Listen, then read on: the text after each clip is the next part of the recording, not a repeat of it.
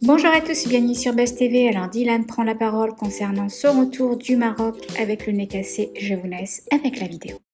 Bon les amis, j'espère que vous allez bien. Moi ça va, hein, même si je vous parle comme ça va. J'ai toujours le smile et tout parce que y a rien. En vrai, y a rien du tout. Je vais juste vous dire un truc. Quand tu es suivi par 1 million de personnes, dont 22% de mineurs, il y a des trucs que tu fais attention. Tu sais, tu peux pas dire tout et n'importe quoi. Déjà que la Terre a été énormément salie avec tout ce qu'on entend, tout ce qui se passe, on va pas en rajouter une couche. On essaye de montrer l'exemple. Mais ça, ceux qui n'ont pas une grande communauté, qui ne sont pas influenceurs, ne peuvent pas le comprendre. Quand tu as une influence envers 22% de mineurs et que tu es suivi par énormément de mamans, de darons, beaucoup de musulmans, de chrétiens, de autres qui ont des religions et des principes très carrés, tu peux pas dire tout et haut, tout haut et tout fort, tout ce que tu as envie de dire et tout ce que tu penses et tout, parce que sinon, tu montres le mauvais exemple. Alors même si on est des influenceurs et beaucoup d'entre nous on aime le buzz, là clairement on n'a pas envie d'en faire. T'as vu? Là on est parti avec Telia, la sur Telia qui est gérée par ma meilleure amie Gwen. Et on n'est pas parti sur les anges de la télé-réalité. C'est-à-dire que là on est dans du concret, on est dans de l'humanitaire. C'est-à-dire que le but c'est de montrer l'exemple et d'aider les plus démunis. C'est pas de créer des bad buzz, des buzz et tout ça, ça ce n'est pas le but. C'est pour ça que quand Lila donc quand je vais dire à Lila, dit qu'il y a une planche de bois qui m'est tombée sur le visage, voilà, on entend ça, on l'accepte et point barre. Peu importe ce qui s'est passé. Parce que le buzz, on n'en a pas besoin, on cherche pas le buzz, on cherche pas ça. Alors que le buzz, on peut l'avoir. Si vous préférez que je vous dise, ils étaient à 3 contre moi et ils m'ont défoncé la gueule, je peux le dire aussi. Mais c'est pas ce qu'on recherche. Après, qui a tort, qui a raison, ça, vous étiez pas sur place. Après, ce que les blogueurs et autres disent, nous, la vraie histoire, on la connaît, que ce soit l'association, l'équipe, ceux qui étaient présents pour faire de bonnes choses à la base, on était présents. Après, j'ai envie de dire que c'est le maktoub, c'est le destin, il n'y a pas de souci. J'ai eu beaucoup de signes sur ce voyage humanitaire. Le premier signe, c'est que ma sœur et mon beau-frère, qui est mon meilleur ami depuis 15 ans, ils se sont mariés le 25. Je devais partir le 24. J'ai dit, écoute Noémie, j'aurais tellement être là à ton mariage, surtout que c'est quelque chose que j'aime beaucoup, le mariage. Et en plus, avec mon meilleur ami, elle s'est pas mariée avec un mec que je connais pas, elle s'est mariée avec mon meilleur ami d'enfance. Elle s'est mariée avec lui. Et j'ai dit, écoute, Noémie, tu me connais, je préfère aller faire de l'humanitaire et aider les gens dans le besoin que être à ton mariage. Mais elle me connaît, elle sait pourquoi je dis ça. Moi, l'humanitaire et aider des gens dans le besoin, qui ont faim, qui ont froid, qui dorment mal la nuit, c'est plus important que des plaisirs personnels. Et c'est pour ça que j'ai décidé de partir tous les 2 mois. Tous les prochains mois, tous les 2 mois, je vais partir en voyage humanitaire. Bref, ça, c'est encore un autre sujet. Ensuite, il y a eu la villa. Le fait qu'on se soit fait, que Gwen ait payé la villa à distance et qu'on l'a arnaqué de 600 euros. C'est-à-dire que ça, c'était un deuxième signe. C'est-à-dire qu'on se trouvait sans logement. Deuxième truc, enfin, troisième truc même, un autre signe, c'est que, on devait dormir dans un orphelinat. Ça aussi, ça a été annulé. C'est-à-dire qu'encore une fois, on se retrouve à la rue, on se retrouve sans logement. J'arrive sur place, je fais appel à mes contacts en disant que j'ai pas de logement et j'ai des personnes qui me contactent bien évidemment avec des logements gratuits.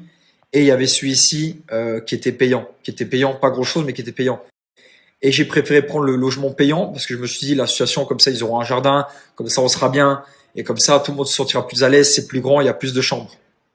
Bon, le quatrième signe, c'est que on se fait prendre nos dons. Comme vous avez pu le voir à l'aéroport, dès qu'on arrive, on se fait prendre nos dons. Tout ça, c'est des signes assez forts quand même. On se fait prendre nos dons, on se fait arnaquer sur un logement. À l'orphelinat, ils refusent parce ils sont occupés. Le mariage de ma sœur, Gwen, la vice-présidente, qui est ma meilleure amie. Moi, je la considère vraiment, je l'aime et c'est comme ça changera jamais. Qui peut pas venir. Ça aussi, c'est un signe, le fait que la présidente de l'association ne peut pas venir. Elle peut pas venir parce qu'elle vient d'accoucher, la pauvre. Enfin, la pauvre. Dieu merci, elle vient d'accoucher et son fils n'avait pas le passeport pour voyager parce qu'il a 4 semaines. Mais c'est aussi le fait qu'elle puisse pas venir. Moi, c'est avec elle que je collabore. C'est avec elle qu'on travaille. C'est elle mon binôme de vie. Mon binôme de vie et mon binôme pour l'humanitaire, c'est elle. Il y a personne d'autre. C'est avec elle que je m'entends. Et du coup, je me retrouve à partir avec des inconnus, des gens que je connais pas, que j'ai vu 2, 3 fois, avec qui j'échange pas, avec qui j'écris pas, qui me connaissent pas, qui savent pas à quel point ça me tient à cœur les choses. C'est-à-dire que je pars avec 11 inconnus.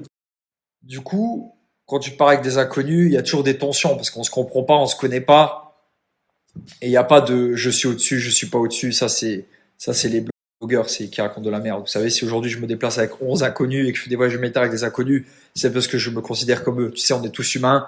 Le seul qui est au-dessus, c'est Dieu. C'est pas parce que t'as une pastille bleue et que t'as 1 million de followers. Moi, je suis un être humain avant tout. Mais je peux plus penser comme ça. Je peux plus que penser comme ça. Je peux plus penser comme un mec banal, machin, et tout ça, parce que je me retrouve avec des gens qui me voient d'une certaine façon, qui m'aiment ou qui m'aiment pas, qui pensent que je me prends pour quelqu'un alors que pas du tout. Et c'est compliqué. C'est très compliqué. Et c'est pour ça que, tu vois, je suis le seul, sans me l'inventer, c'est pas du tout pour me la péter, mais je suis le seul de la Terre qui va partir avec 11 inconnus. 11, 11 personnes que je ne connais pas, qui viennent d'origines différentes, qui ont une autre culture, une autre mentalité. Tu sais, le luxembourgeois, les Français, ils ont d'autres mentalités, c'est pas le même truc. Et qu'on le veuille ou non, quand tu es dans un groupe de 12 personnes, il y a des gens qui viennent pour l'humanitaire et il y a toujours des gens qui viennent un peu parce que c'est sympa.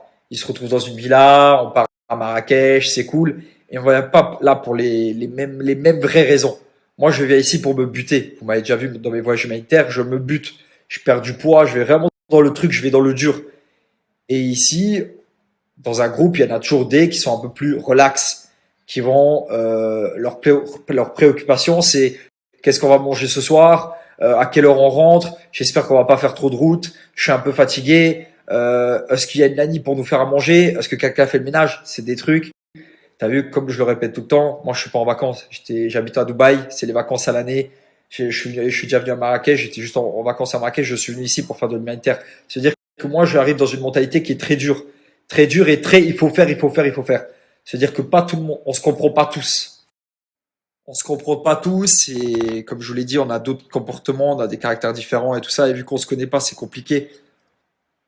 Après voilà, je vais pas rentrer dans les détails parce que je créerais du tort à l'association, clair et net. Si je parle vraiment, je vais créer du tort à l'association et je veux pas parce que c'est une très belle association malgré tout. Il y a Gwen qui est à la tête de cette association. Gwen qui est une femme, vous l'avez vu de toute façon au Sénégal, vous l'avez vu tous les voyages humanitaires, je suis parti avec elle. J'ai jamais fait un seul voyage humanitaire sans elle. C'est mon bras droit, son pied, mon pied. Là, elle est en France, elle est triste de la situation qui s'est passée. On va pas en rajouter une couche. On va pas, voilà. On va dire en gros qu'on a des comportements différents, ça s'est mal passé, dommage. Il y a eu ce qui s'est passé, c'est triste, mais c'est la réalité. Après voilà, on n'a pas voulu s'exprimer pour pas salir l'association, pour pas parler de ça, parce que ça reste quelque chose de sale malgré tout. Là, tout le monde est parti en France. C'est comme un exemple tout bête, quand j'ai su que le Maroc était bloqué, encore un sixième signe, le Maroc était bloqué, on devait rentrer en France, et moi j'ai dit non, je reste. J'ai dit que je ferais 10 jours de voyage humanitaire, j'en ferai 10. Même si après je dois rester bloqué 2 mois ici, je ferai mon voyage humanitaire. Je veux pas partir. Il a fallu que on me casse le nez pour que, au final, je dise bon, il faut que je rentre. C'est peut-être le signe de trop. Tu vois, j'en ai eu des signes, comme je vous l'ai répété juste avant, il y a eu beaucoup de signes. Les villas, le mariage de ma sœur, les dons, les machins, tout a été bloqué, les machins, le Maroc qui bloque et tout. Je voulais pas partir. Moi, quand je me dis que je vais au Maroc faire un voyage humanitaire de 10 jours, je fais mes 10 jours. J'en fais pas en moins. Ou j'en fais en plus, mais j'en ferai pas en moins. Et du coup, même quand j'ai su que le Maroc était bloqué, je me suis dit, c'est pas grave, on reste. Il a fallu vraiment qu'on me casse le nez, qu'il se passe ce qui s'est passé pour que je décide de rentrer. Là, toute l'association, ils sont rentrés en France, il n'y a plus personne qui est au Maroc. Pourquoi ils sont partis? Bah, sûrement parce que aussi ils auraient été bloqués, mais ça dépendrait que de moi. On serait resté, si j'avais pas le nez cassé, je serais resté.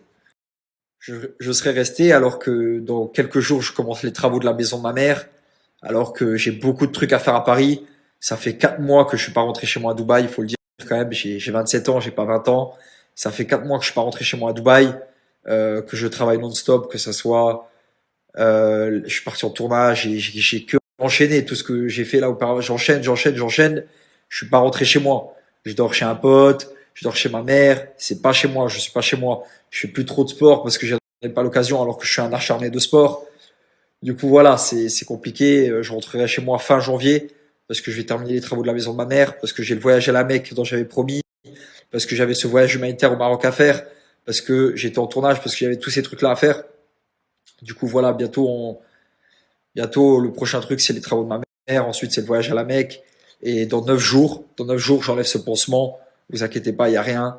C'est un détail. De toute façon, on va commencer bientôt Bientôt, on commence les entraînements de boxe. Bientôt, sûrement, il y aura, voilà, on en parlera plus tard. Mais c'est pas très grave. Ouais, vraiment, ça a l'air impressionnant comme ça. Mais en vrai, c'est parce que j'ai le nez bouché, que je parle bizarre et que j'ai un pansement sur le visage. Mais en vrai, il y a rien. Le nez, il a été cassé, il l'a remis droit, il l'a clac, il l'a remis droit. L'œil, c'est parce que je me suis mouché, alors il a gonflé. Mais en vrai, il y a rien. Dieu merci, il y a pire dans la vie. On va pas se plaindre. Mais voilà, comme ça, vous avez entre guillemets la vérité. N'en faites pas un drama. N'en faites pas un drama parce que derrière cette association, comme je vous l'ai dit, il y a une femme qui est vraiment, vraiment incroyable. Je donnerai ma vie à cette femme, clairement. Du coup, voilà, on va arrêter d'en parler. Vous avez la vérité, vous avez la vraie version. Après, les buzzers, ouais, les blogueurs qui buzzent à l'année et qui essayent de gratter sous notre dos, il y en aura tout le temps. Des faux articles et tout ça, c'est pas très grave. À la base, si on aurait pu laisser le truc, un morceau de bois m'est tombé sur le visage, ça aurait arrangé tout le monde. Moi et l'association. Voilà, dernier détail que j'ai envie de dire, je pense que durant tous mes voyages humanitaires que j'ai fait, il s'est toujours passé des trucs un peu bizarres, un peu chelous parce que j'étais pas au contrôle et parce que je partais avec des gens que je connaissais pas. Là, j'ai décidé d'ouvrir ma propre association. Je vais ouvrir ma propre association. Je vais faire tout dans les règles de l'art. On va ouvrir une vraie cagnotte qui sera carrée, qui aura un juridique derrière, où il y aura un avocat derrière, où on va choisir les pays les plus démunis, comme le Madagascar, le Yémen, des pays vraiment forts. Euh, je vais moi créer l'équipe, des gens qui veulent vraiment, vraiment faire de l'humanitaire, qui ont la rage de ça, qui ont besoin d'aider autrui. Je vais vraiment créer un vrai truc. Ça va mettre du temps parce que je vais faire les choses carrées et bien, parce que c'est important de le faire. Et je pense qu'avec l'expérience que j'ai et surtout l'envie que j'ai, je peux le faire. Et du coup, c'est une question de temps pour que j'ouvre ma propre association.